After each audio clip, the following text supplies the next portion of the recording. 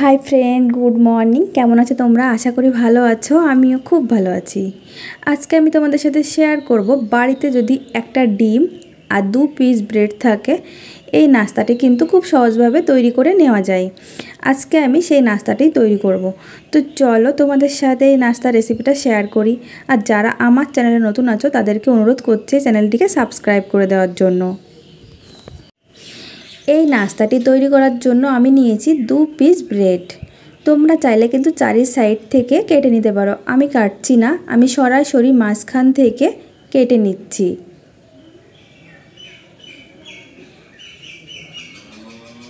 এই যে এইভাবে।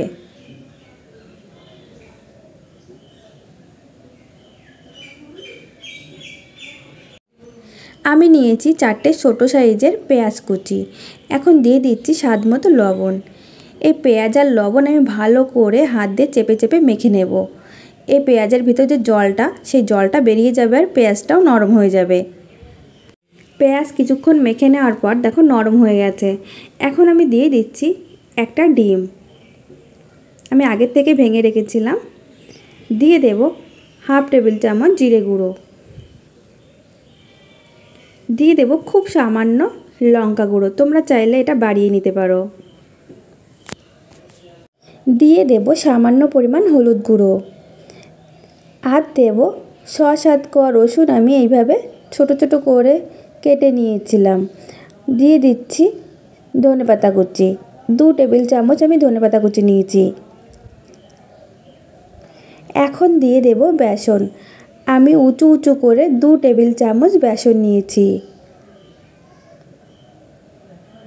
এর মধ্যে কিন্তু আমি জল ইউজ করছি না। সব কিছু ভালো করে মিশিয়ে নেব।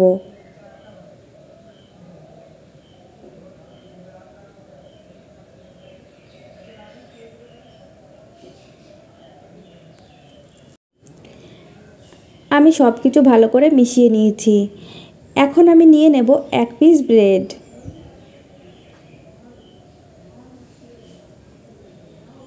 এই মিশ্রণটা যদি গাঢ় হয়ে যায় তাহলে কিন্তু একটু জল কিংবা দুধ দিয়েও কিন্তু এটা মেখে নিতে পারো।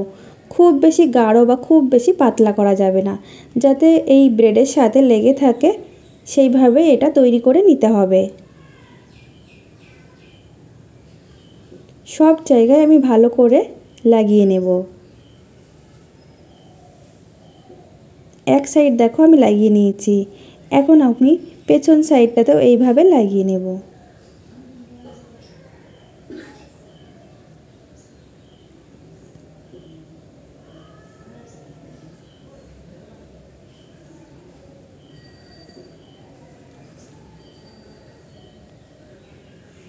এটা লাগিয়ে কিন্তু বেশিক্ষণ রাখা যাবে না, তাহলে নরম হয়ে যাবে। আমি চলে যাব সরাসরি চুলাতে। আমি আগে থেকে একটা কড়াই গরম করে নিয়েছি, তাতে দিয়েছি পরিমাণ মতো তেল। তেলটাও আমি হালকা করে গরম করে নিয়েছি। এখন আমি এগুলো দিয়ে দিচ্ছি। এই ব্রেডগুলো বেসনের মিশ্রণের সাথে লাগিয়ে নিতে হবে আর সাথে সাথে দিয়ে দিতে হবে। আমি কিছুক্ষণ হতে দেব। কিছুক্ষণ পর আমি ফিরে এসেছি। এখন আমি উল্টে দেব।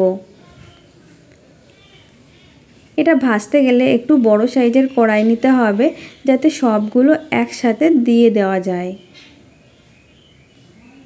চুলার জালটা লো ফ্লেমে রেখে এটা ভেজে নিতে হবে। আমার এখনও 1 পিস আছে, তাই আমি এক সাইডে দিয়ে দিচ্ছি। আর আমি এটা উল্টে পাল্টে একটু লাল লাল করে ভেজে নেব। আমি 2 সাইডই লাল লাল করে ভেজে নিয়েছি। এখন আমি তুলে নিচ্ছি। এর মধ্যে কিন্তু একটুও কাঁচা নেই। আমি এটা লো ফ্লেমে ভেজে নিয়েছি। তো বন্ধুরা, তোমাদের কাছে এই রেসিপিটা কেমন লেগেছে? একবার হলেও ট্রাই করে দেখতে পারো। খেয়ে কমেন্ট করে আমাকে জানিও যে এটা খেতে কেমন লেগেছে। ছোট বাচ্চাদের টিফিনেও কিন্তু এটা দিয়ে দিতে পারো। তোমাদের কাছে যদি এই রেসিপিটা ভালো লেগে থাকে, লাইক, কমেন্ট এবং শেয়ার করে দিও। আর সাবস্ক্রাইব করতে কিন্তু একদমই ভুলো না।